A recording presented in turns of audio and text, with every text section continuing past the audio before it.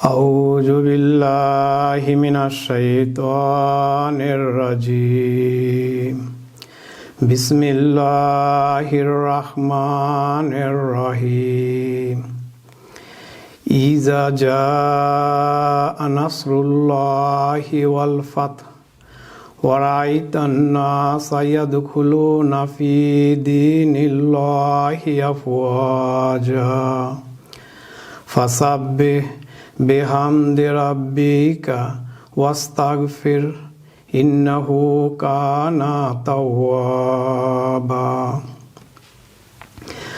मैं अभी कुरान मजीद का 110 नंबर सूरा अल-नस्र तिलावत किया। ये मक्की सूरा रसूल करीम सल्लल्लाहु अलैहि वसल्लम का हिजरत से पहला मक्का में नाजिल हुआ। यहाँ में बिस्मिल्लाह का साथ 4 आयत है। इसका सादा उर्दू तर्जुमा, अल्लाह के नाम के साथ जो बे इंतहा रहम करने वाला, बिंग मांगने देने वाला और बार बार रहम करने वाला है। जब अल्लाह की मदद और फतह आएगी और तो लोगों को देखेगा कि वो अल्लाह के दीन में फौजदार फौज दाखिल हो रहे हैं। बस अपने रब की हामद के साथ उसकी तस्बीह कर और उससे मग़फ़िरत मांग। यकीनन वो बहुत तौबा करने वाला है। तो इस सूरतों में अल्लाह ताला जो इस्लाम का गलबा का बारे में बताया। जब इस्लाम का गलबा होगा, बड़ी तादादों में इस्लाम में बंदा दाखिल होगा, उस वक्त रसूल करीम सल्लल्लाहु अलैहि वसल्लम को खिताब करके अल्लाह ताला कहा, जो तुम देखोगे फौजदार फौज बंदा इस्लाम में दाखिल हो रहा है, तो उस वक्त खुदा ताला का शुक्रगुजार करके, खुदा ताला का तारीफ़ करके, खुदा ताला का पाकीज़ा बयान करके खुदा ताला से माफ़ी मांगना, उनके लिए माफ़ी मांगना जो इस्लाम में दाखिल हो रहा है। आखिर में अल्लाह ताला कहा, यकीनन उन्होंने बार बार तौबा कबूल करने वाला। तो इस सूरत में जैसे रसूल करीम सल्लल्लाहु अलैहि वसल्लम को खिताब करके अल्लाह ताला बताया, जब इस्लाम का गलबा आएगा तो उस वक्त खुदा ताला का तारीफ़ करना, खुदा ताला का ज़्यादा से ज़्यादा शुक्रगुजार करना और खुदा ताला का पाकीज़ा बयान करना।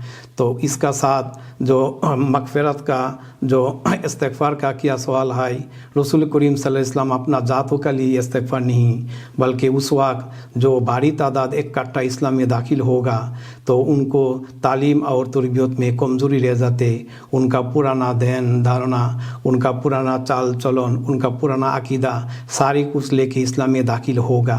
उनका पहला ज़िंदगी में जितना गलती है उनका लिए और इस्लाम में दाखिल होने से बाद उनको अच्छा तरबियत होने के लिए खुदा ताला रसूल करीम सल्लल्लाहु अलैहि वसल्लम को ये जो इस्तिग़फ़ार करने के लिए, माफ़ी मांगने के लिए कहा।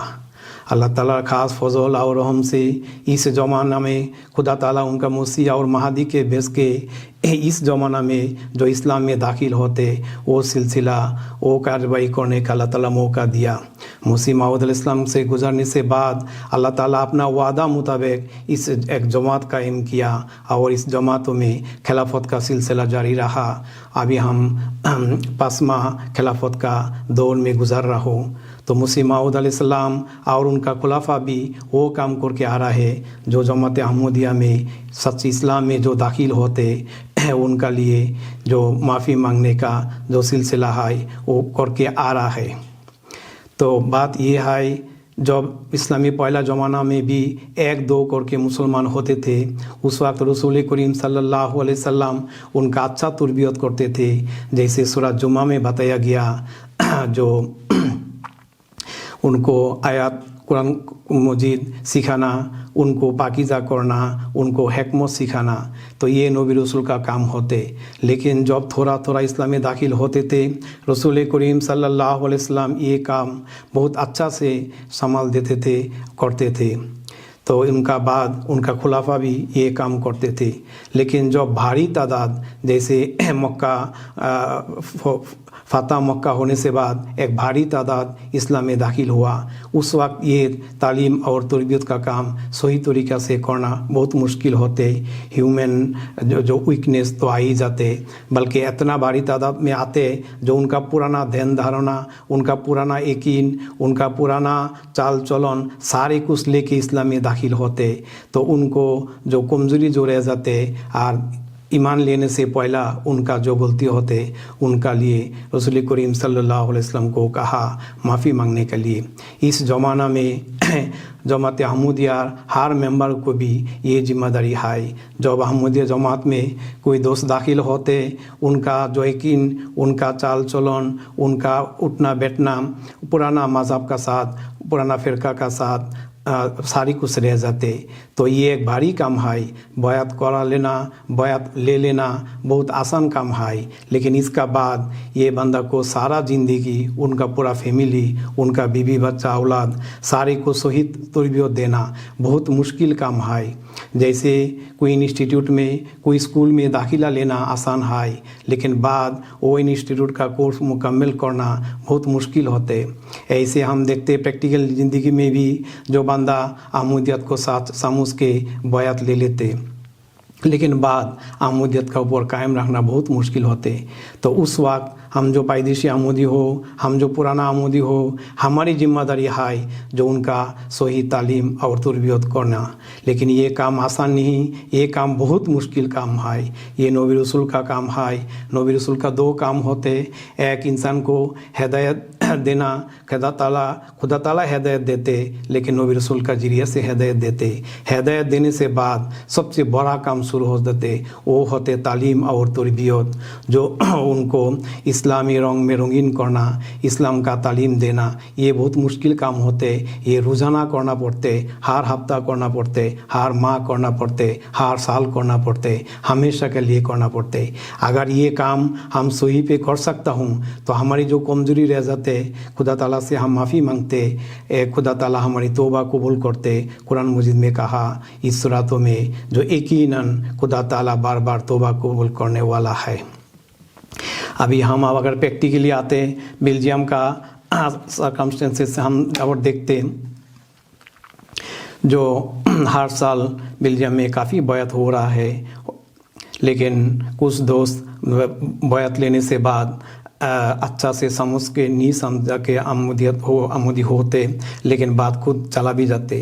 लेकिन इसमें एक भारी तादाद है जो बयात लेने से बाद जमात का साथ रब्ता रखते, आते जाते, लेकिन हमारी कमजोरियों से जमात अहमदिया मेंबर को कोई बिहेवियरों से वो दूर हट जाते।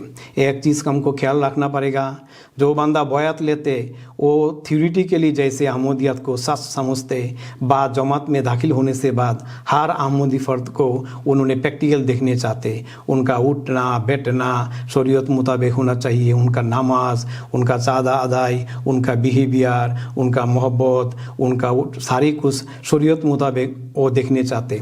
अगर इसमें कमजोरी हो, कमती हो तो वही उनको नज़र आते। फॉर एग्जांपल एक जमात में अगर 10 बंदा में 8 बंदा 9 बंदा भी सही हो, वो उनको इतना नज़र नहीं करते। लेकिन एक बंदा अगर इस्लाम का खिलाफ कोई उनका बिहेवियर हो, छोटा से छोटा बिहेवियर भी हो, वो उनको नज़र करते, बाद वो पीछे हट चला जाते, जहाँ से आया वहाँ में वापस चला जाते।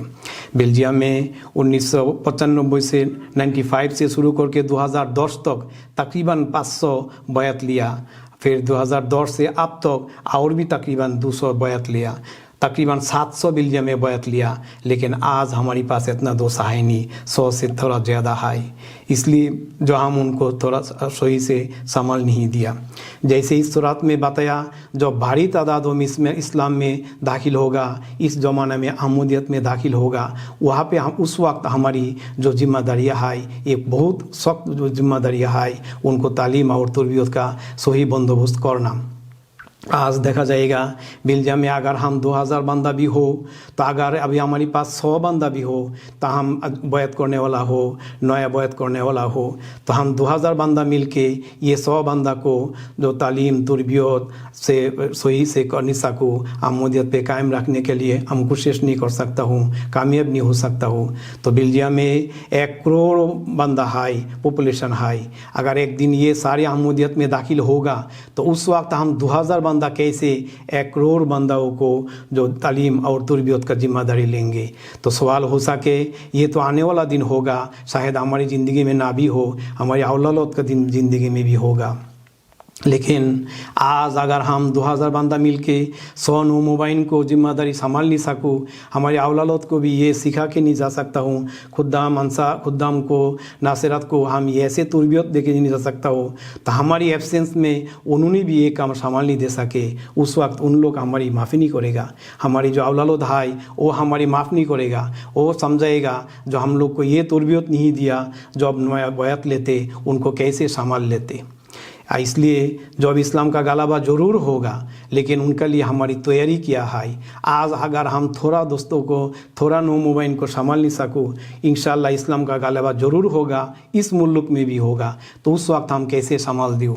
एक हदीस में आते जो रसूल करीम सल्लल्लाहु अलैहि वसल्लम का एक साहबा रसूल करीम सल्लल्लाहु अलैहि वसल्लम को पूछा, या रसूलुल्लाह जो इस्लाम का गलबा कब होगा, तो उन्होंने जवाब दिया सवाल का तरफ से, बताओ तुम इस गलबा के लिए तुम्हारी तैयारी किया।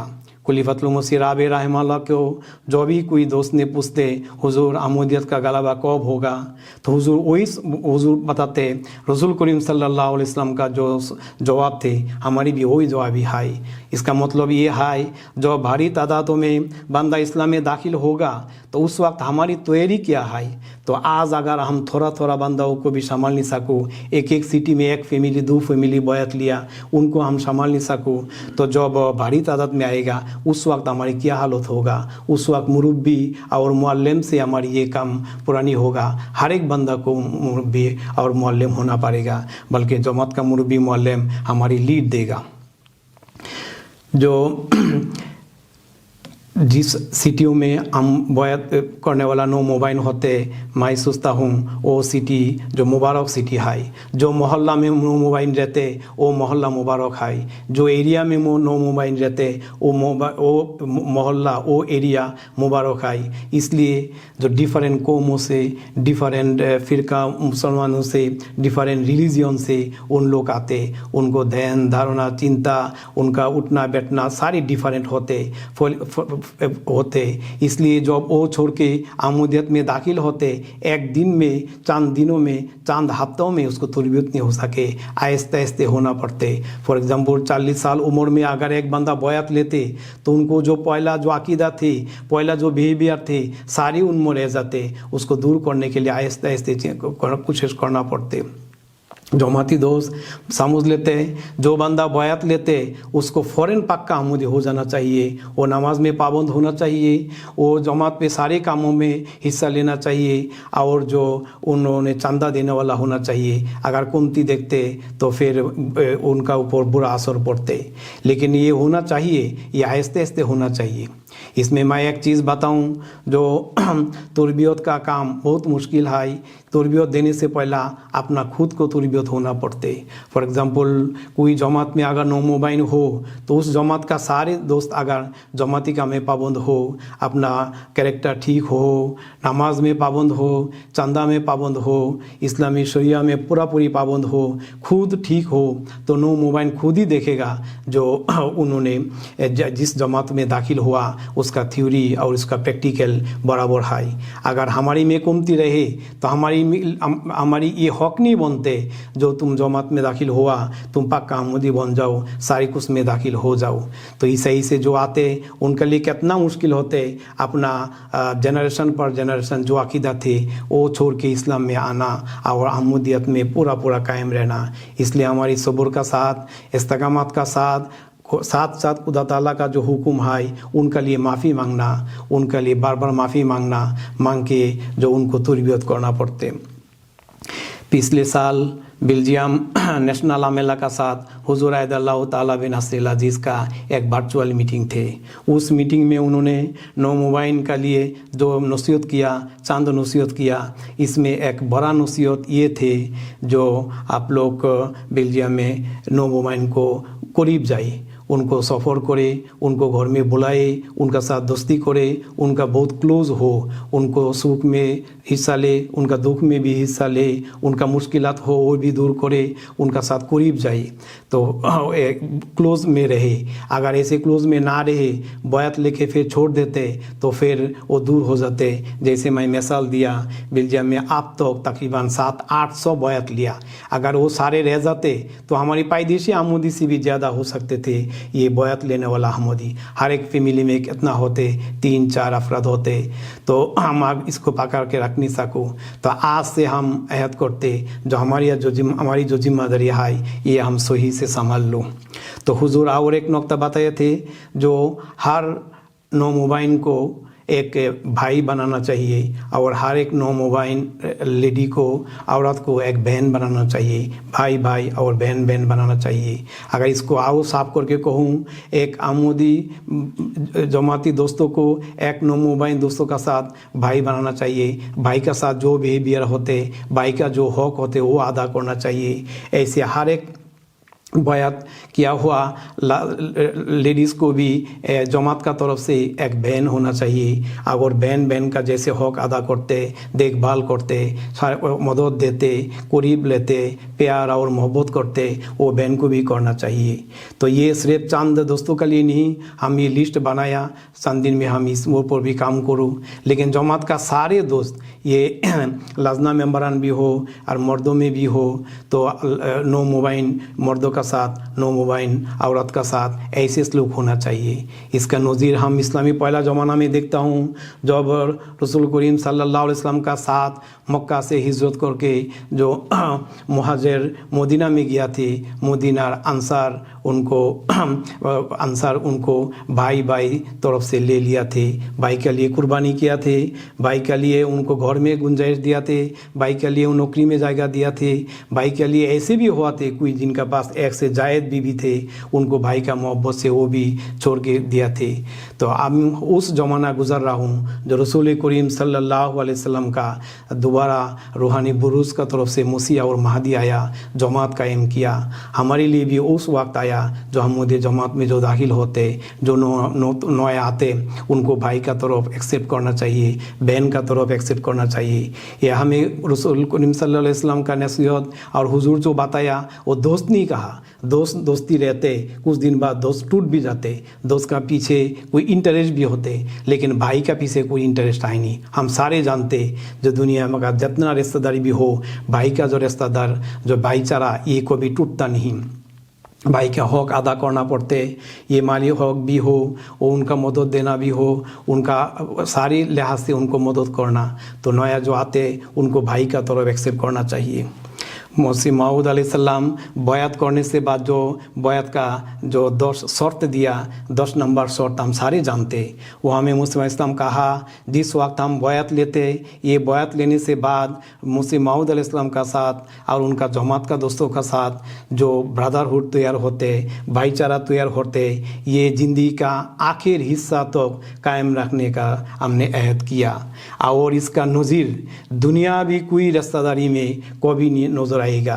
हम प्रैक्टिकली वही देखते, दुनिया जिस किनारा में भी कोई आमोदी रहे, अगर कोई आमोदी का बात सुने, जो आमोद सुने, तो उनका पास दौड़ भाग के चला जाते, अपना भाई से भी ज़्यादा करते। अगर हम पायदेशी आमोदी, जमात का पुराना आमोदी ऐसे करते, तो नो मोबाइल का साथ इससे भी ज़्यादा करना चाहिए। और उनका छोटा काटा गलती जो है ना, वो जो थोड़ा लुक आफ्टर करना चाहिए।